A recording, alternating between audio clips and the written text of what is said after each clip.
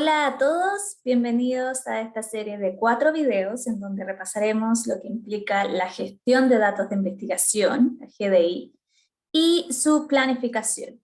Mi nombre es Heather Andrews y trabajo como Data Steward en la Facultad de Ingeniería Aeroespacial de la Universidad Tecnológica de Delft, en los Países Bajos. En este tercer video vamos a repasar el concepto de datos FAIR, y lo que implica trabajar teniendo en mente los principios FAIR durante y especialmente una vez finalizado el proyecto. ¿Sí?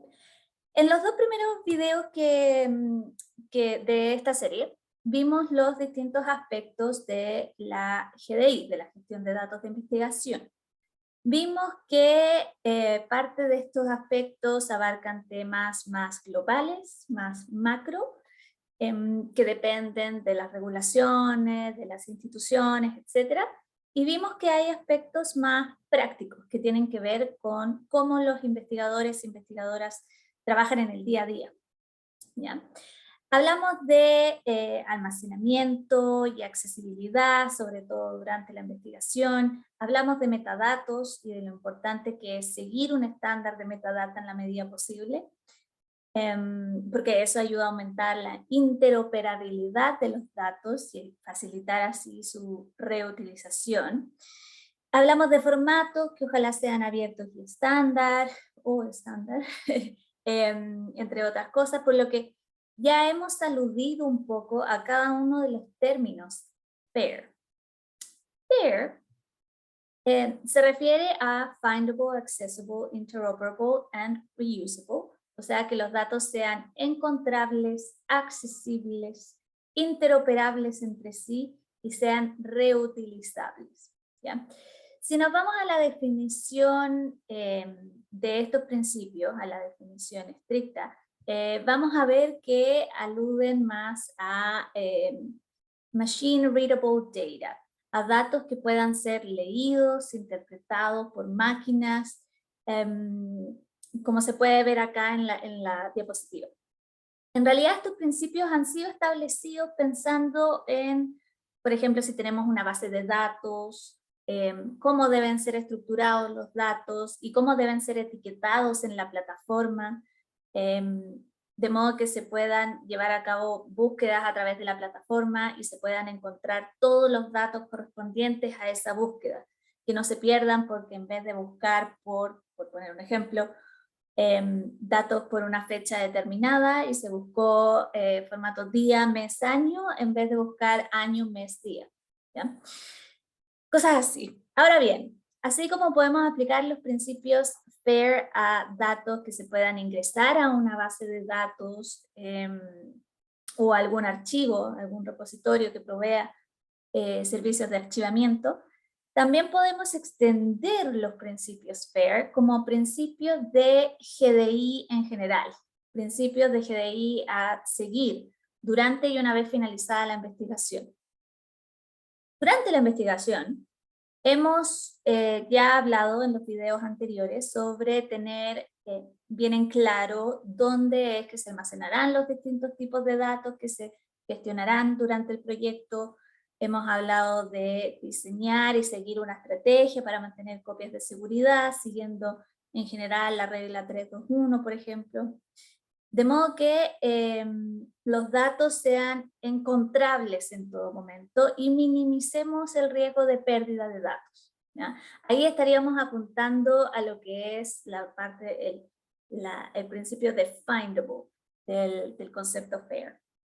Yendo a la accesibilidad, es importante tener en cuenta quién debe tener acceso a qué, definir cómo se compartirán datos dentro de una colaboración, cómo se transferirán datos de ser necesario, cómo evitar la filtración ya sea externa o interna de datos, que también hablamos en los videos pasados, que quienes tengan que tener acceso a ciertos datos tengan el acceso adecuado a esos datos. De eso se trata la accesibilidad. En términos de interoperabilidad, durante la investigación, estamos hablando de que los archivos, los datos estén en formatos abiertos o estándar, que sean usados por la comunidad, que los términos y los contenidos de los archivos sigan el vocabulario o la metadata estándar de la disciplina, que se sigan convenciones usadas por la comunidad, etc. Y en términos de reutilización, acá, bueno, en realidad este último término abarca también todos los anteriores. Que los datos sean encontrables, accesibles e interoperables, de por sí facilitará la reutilización de esos datos. Pero aparte de eso, podemos promover aún más la reutilización de los datos si también están bien documentados, bien estructurados. No solo el contenido de los datos de los archivos en sí, lo cual apunta más hacia la interoperabilidad, sino que también los directorios que contienen esos archivos, ¿ya? La nomenclatura usada para los directorios y archivos, etc.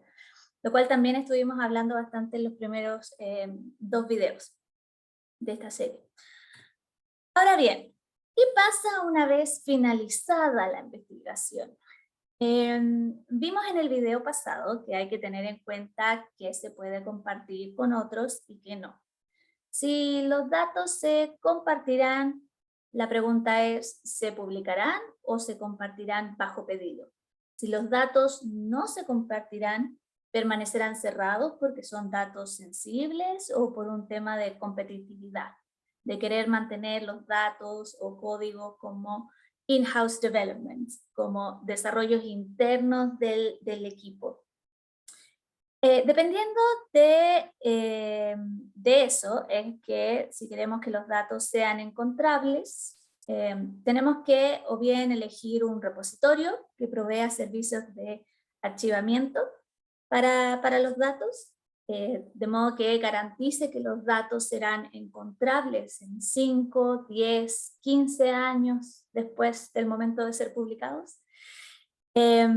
O bien definir un almacenamiento seguro a largo plazo en caso de no poder compartirlo o publicarlo abiertamente, ¿ya?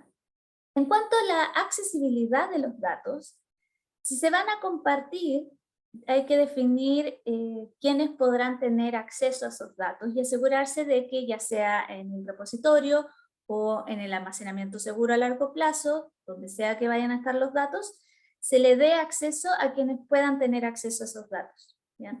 Y también establecer bajo qué términos es que esos datos se están compartiendo. En cuanto a la interoperabilidad, si los datos se archivarán en un repositorio, que el repositorio contenga metadata de citación estándar, de modo que los datos estén bien etiquetados y aparezcan en las búsquedas correspondientes. Si el repositorio admite más términos de metadata que incluyen metadata estándar disciplinaria, lo recomendable es utilizar esos términos.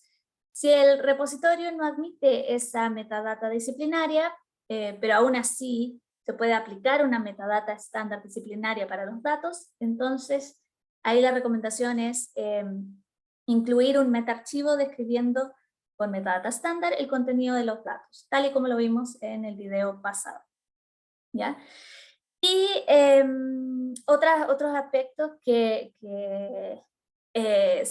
aluden a la interoperabilidad de los datos es que los datos estén en formato abierto o estándar, incluso si se trabajó con formatos comerciales, siempre hay que ver la posibilidad de poder convertirlos a formatos abiertos o estándar en la medida posible.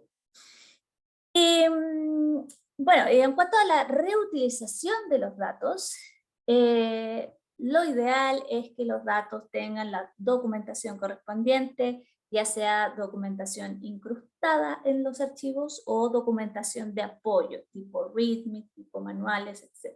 ¿Ya?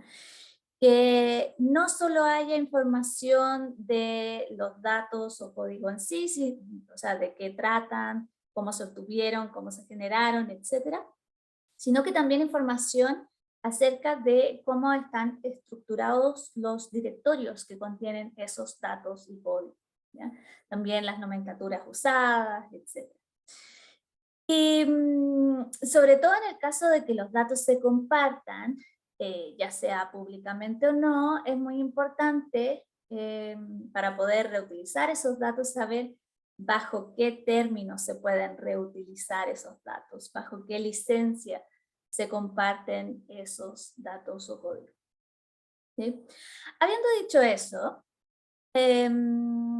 vemos que todos los aspectos de los cuales hablamos en los videos pasados son relevantes para poder seguir los principios FAIR, tanto durante como una vez finalizada la investigación.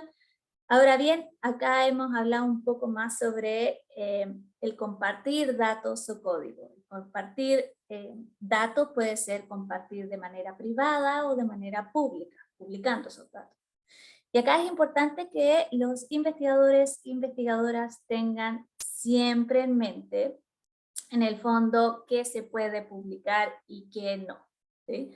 Ocurre usualmente que al comienzo de un proyecto se tiene una idea general sobre lo que se va a poder publicar y lo que no se va a poder publicar, pero a medida que avanza el proyecto van saliendo líneas de investigación nuevas o se van encontrando resultados que quizás los investigadores e investigadoras deciden dejar como in-house developments y ya no los publicarán abiertamente, al menos no inmediatamente. En ese sentido, las medidas de GDI también cambian con la investigación misma, porque es algo intrínseco a la investigación. Habiendo dicho eso, lo importante es siempre tener en mente que se mantendrá bajo acceso restringido, que es lo que está acá en el lado derecho, y qué es lo que se puede publicar abiertamente, que vendría a ser acá lo del lado izquierdo, y qué no se puede publicar abiertamente, al menos no inmediatamente. Por ejemplo, los in-house developments estarían en esta categoría intermedia del medio, ya que quizás no se pueden publicar inmediatamente, pero sí se publicarán abiertamente en cuanto se finalicen todos los estudios de seguimiento que se hagan, ¿ya? Que pueden durar años, pero en algún momento esos datos quizás se puedan hacer públicos, por lo cual estarían bajo un embargo temporal, o quizás hayan in-house developments que en realidad se tenga en mente comercializarlos, por ejemplo, por lo que quizás entrarían ahí a la categoría de la derecha de datos comercialmente sensibles, por lo cual deberían mantenerse bajo acceso restringido por un plazo definido o indefinido. ¿Sí? En ese sentido, podemos decir que datos FAIR, datos que han sido y serán gestionados tomando como referencia los principios FAIR, no son necesariamente datos abiertos, datos que se puedan publicar abiertamente. ¿Ya? Podemos seguir los principios FAIR independientes de si se compartirán estos datos o no. Ahora bien, dada la naturaleza misma de la academia y por cómo mayoritariamente se financian los proyectos de investigación asociados a universidades, institutos académicos, en general, en la mayoría de los proyectos, los datos sí podrán ser publicados abiertamente, ¿ya? Por lo que, en lo que queda del video, nos vamos a enfocar en cómo publicar datos FAIR, ¿ya? Cómo publicar datos siguiendo los principios FAIR.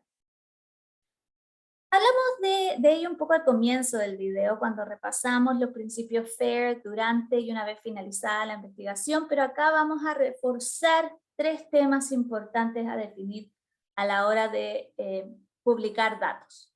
Lo primero es dónde publicar datos. ¿Sí? Los famosos repositorios o archivos, en el sentido de archives. En realidad se deberían llamar repositorios que proveen servicios de archivamiento. ¿Ya? ¿Qué quiere decir esto? Que son plataformas web donde cada conjunto de datos que se sube a esa plataforma es publicado de manera separada en su propio espacio, por así decir. Cada conjunto de datos es etiquetado con metadata de citación estándar, como la Dublin Core que vimos en el video pasado. Algunas de estas plataformas también admiten más términos de ciertos estándares de metadata disciplinaria, pero al menos la plataforma debería ofrecer una metadata de citación estándar, ¿ya?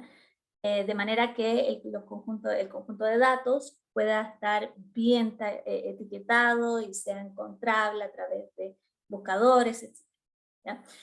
Aparte de eso, a cada conjunto de datos, esta plataforma debería asignarle un identificador persistente, por ejemplo, los famosos DOIs, DOI, el cual asegura que independiente de lo que ocurra con la plataforma web, si se cambian los servidores, por ejemplo, o cambia su interfaz, etc., ese conjunto de datos será encontrable a través de ese link y uno no se topará con la página 404 not found, por ejemplo. ¿Ya? Ejemplos de estas plataformas hay varias. Cada una tiene su propio perfil. Hay algunas plataformas que su perfil es más para datos de una cierta disciplina. Hay otros que son para datos de cualquier disciplina, pero datos que estén relacionados a artículos de investigación. Tiene que haber esa relación con un artículo. Y hay otras plataformas como Zenodo y Dataverse que admiten todo tipo de datos, independiente de la disciplina e independiente de si están relacionados a artículos de investigación o no. ¿Ya? Vamos a ver entonces un ejemplo de Dataverse, un ejemplo de un conjunto de datos que fue publicado a través de Dataverse. El Dataverse es una plataforma que fue construida en Harvard inicialmente. Hoy en día ya el código está abierto para construir esta plataforma, por lo que es de libre acceso y cualquier institución puede gestionar la plataforma localmente usando sus propios recursos de almacenamiento y de copias, si así lo desean, y si tienen el capital humano para hacerlo, obviamente. De cualquier manera, Dataverse también provee ese tipo de servicios de asesoramiento a las instituciones que quieran gestionar su propio Dataverse con sus propios recursos, ¿sí? Acá vamos a ver un ejemplo del Dataverse CAT, que es el Dataverse gestionado por el Consorcio de Serveis Universitaris de Cataluña, Consorcio de Servicios Universitarios de Cataluña, en donde las distintas universidades, institutos y centros de investigación de Cataluña pueden publicar datos. Y acá vemos un ejemplo de ello. Este es un conjunto de datos de la Universidad de Girona. Los datos están abiertos, tienen el DOI, el identificador persistente, acá arriba. Los datos están etiquetados con metadata estándar.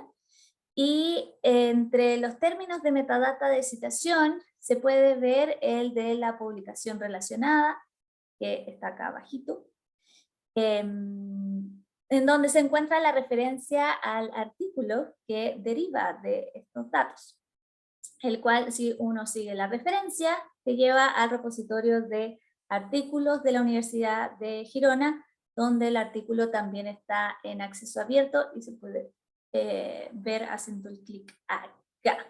¿Sí? De modo que quien vea el conjunto de datos tiene acceso a los datos y tiene acceso a la publicación, al artículo publicado que derivó de esos datos. ¿Sí? Ahora bien, vamos a ver otro ejemplo con Zenodo.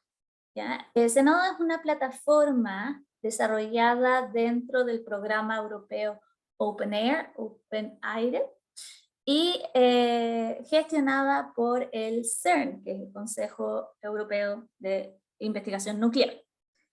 Por lo que los centros de datos donde se almacenan físicamente los datos que van a parar a ese nodo son los centros de datos de CERN.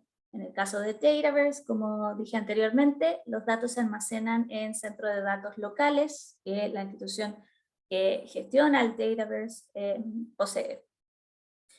En este caso de Zenodo, vemos un código. Acá en este caso se ha publicado un código escrito, bueno, hay varios scripts, algunos en Python, algunos en C. El autor principal acá es de la Universidad Tecnológica de Delft, pero pueden ver ahí varios autores y pueden tener la referencia. Como pueden ver, Zenodo también le asigna un DOI, un identificador persistente al código que ha sido publicado. Y lo que también pueden ver acá es como un ítem de Related Identifiers y sale el suplemento de GitHub. ¿Qué es GitHub? GitHub es una plataforma web que usa un software de control de versiones llamado Git en el background, ¿ya? En realidad tiene varias funcionalidades está más que nada diseñado para facilitar el desarrollo de código de programación, ya sea de manera individual, haciendo control de versiones o de manera colaborativa.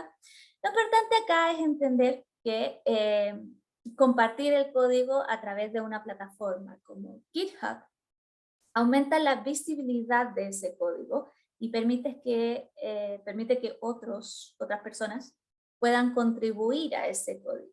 De modo que el código en GitHub permanece activo, ¿ya? Puede cambiar en el tiempo, evolucionar en el tiempo, involucrando a la comunidad. Y lo que hace Zenodo es que a través de un botón se puede archivar en Zenodo una copia estática de los contenidos del repositorio de GitHub. Todo lo que está ahí en ese repositorio de GitHub es como que se le saca una foto y esa foto es lo que se archiva correctamente en el largo plazo a través de Zenodo. De manera que Zenodo le otorga un DOI, lo etiqueta con metadata de citación estándar, etc. El código puede seguir evolucionando en GitHub y si se llega a una nueva versión estable, se puede hacer de nuevo esa integración con Zenodo de manera que aparece como una versión 2.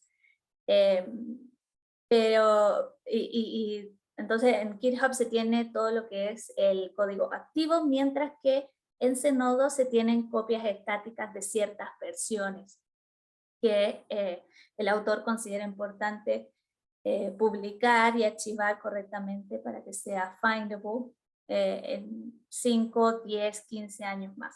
¿Ya?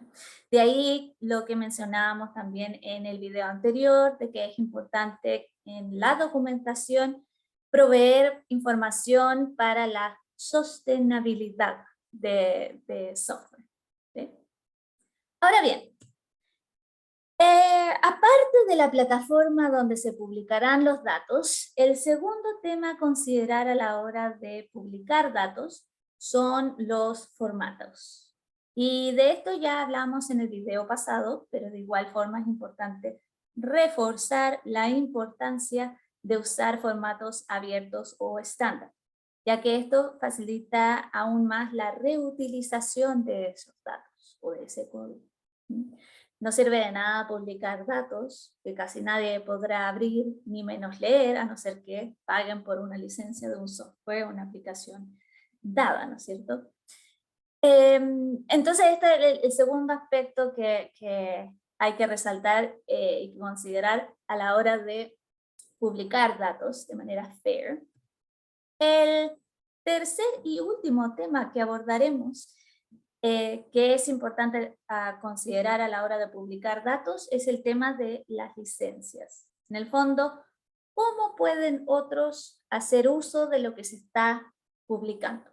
El mundo de las licencias es bastante extenso, hay varias, muchas, pero todo depende del tipo de datos y de qué se considera por datos, ¿sí? También, bueno, en eso mismo hay licencias que son para datos, tipo datos tabulares, imágenes, etc. Hay otras licencias que son para diseños, hay otras licencias que son para código, etc. ¿Ya? Y acá es importante que uno como personal de apoyo pueda discutir el tema de las licencias con el personal del departamento legal, por ejemplo, ya que tienen un conocimiento más específico sobre el tema de patentes, royalties, etc., que son temas a considerar. Ahora bien, a la hora de asesorar y de hablar directamente con los investigadores e investigadoras, lo primero que hay que hacer es discutir qué es lo que se está publicando y cómo quieren los autores que otras personas puedan reutilizar esos datos. Dependiendo de eso, es la licencia que se puede recomendar. Ejemplos de licencias de contenido abierto son las Creative Commons, CC. Estas licencias aplican más que nada a imágenes, datos tabulares, datos de texto, ese tipo de objetos. ¿Sí? Dependiendo de qué restricciones se quieran poner a los usuarios, se pueden usar distintas licencias CC. Como pueden ver acá hay distintas. En general, si los investigadores e investigadoras solamente quieren atribución, o sea, que si alguien reutiliza lo publicado, se les cite. Si esa es la única cosa que los investigadores e investigadoras, autores, desean, pero no quieren poner restricciones sobre, no sé, si se quieren comercializar los datos, o sea, que quienes vayan a reutilizar los datos puedan reutilizarlos en la manera que deseen. Entonces, en ese caso, la recomendación sería publicar los datos bajo una licencia CC BY, que es la segunda de la lista. ¿Sí? En cambio, por ejemplo, si quieren restringir que esos datos se vendan, por ejemplo, ahí aplicaría quizás una CC BY NC, CC BY NC, que es esta de acá, es no comercial. O sea, impide que los datos puedan utilizarse para fines comerciales. Pero todo va a depender de qué es lo que quieran los investigadores e investigadoras que están publicando los datos. Y también, bueno, ahí depende de la discusión que se tenga con los investigadores e investigadoras. A veces hay preocupaciones por el potencial mal uso de los datos, entonces quizá ahí hay que aplicar otro tipo de licencias, etc. ¿Sí? Ejemplo de licencias para códigos de programación, software. Acá, bueno, hay tres, pero en realidad el universo de licencias de código abiertos es muy, muy grande. Y tal y como sucede con las licencias CC, Creative Commons, hay algunas licencias que son más abiertas que otras. ¿Sí? Hay licencias que ponen restricciones sobre código desarrollado a partir del código publicado y hay otras licencias que no. ¿Ya? La licencia MIT que se ve acá es considerada una de las más abiertas, si no es la más abierta, como licencia de código abierto, en el sentido de que dice que quien quiera reutilizar el código que está siendo publicado, que lo haga bajo su propia responsabilidad, pero, y bueno, igual puede reutilizarlo de la manera que desee, lo que sí, quien reutilice el código debe proveer cada vez la atribución correspondiente a los autores. ¿Sí? La Apache, que es la que se ve en el medio, es similar a la licencia MIT, pero hace un poco más de especificaciones, habla de algunos temas de manera más explícita que la MIT. Y la GPL, la de la derecha, es un ejemplo de licencia de código abierto copyleft, en el sentido de que si se construye más código a partir del código compartido bajo esta licencia, ese nuevo código también debe tener la misma licencia GPL. ¿Sí? Entonces, como pueden ver, hay mucha variedad y en realidad hay muchas más licencias de código. Esto solo por nombrar algunas a tomar como referencia, pero el universo es muy grande y todo va a depender de qué es lo que se está publicando y de cómo se quiere que otras personas reutilicen esos datos, esos códigos. Bien. Con ello hemos llegado al final de este video. Aquí les dejo el take home message, que es que los principios FAIR pueden aplicar tanto durante como una vez finalizado el proyecto, la investigación. Hemos visto cómo, considerando los distintos aspectos de GDI que repasamos en los 2 primeros videos, podemos guiarnos por los principios FAIR y vimos cómo publicar datos FAIR, considerando que no todos los datos FAIR son datos abiertos, pero que sí el abrir los datos aplicará para la mayoría de los proyectos en el contexto académico. Habiendo dicho eso, nos vemos entonces en el próximo y último video de esta serie.